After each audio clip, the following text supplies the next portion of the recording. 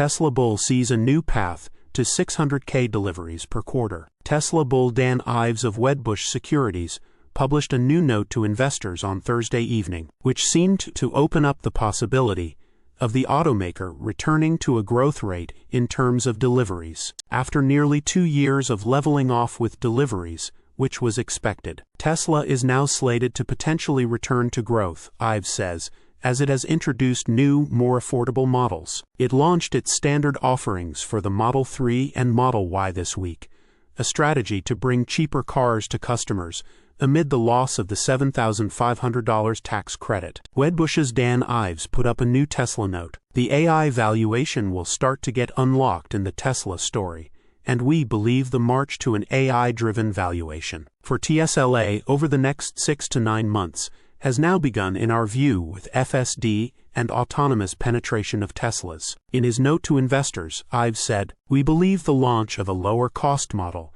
represents the first step to getting back to a 500K quarterly delivery run rate, which will be important to stimulate demand for its fleet, with the EV tax credit expiring at the end of September. Although these cars come in only slightly under $40,000, there is some belief that they will do two things: attract car buyers looking for an under $40,000 EV with Tesla's technology and infrastructure, or push those on the fence to the now premium models, which are simply the long-range rear-wheel drive and long-range all-wheel drive." Ives said in the note that Tesla's plans for a $25,000 car are on hold, but it seems as if that vehicle will be the Cybercab, which the company unveiled a year ago today. That project seems to be moving forward as well, based on what we saw at both Fremont and Gigafactory Texas yesterday. At Fremont, the Cybercab was spotted on the test track, while crash-tested units were spotted at the factory in Austin. After the standard models were rolled out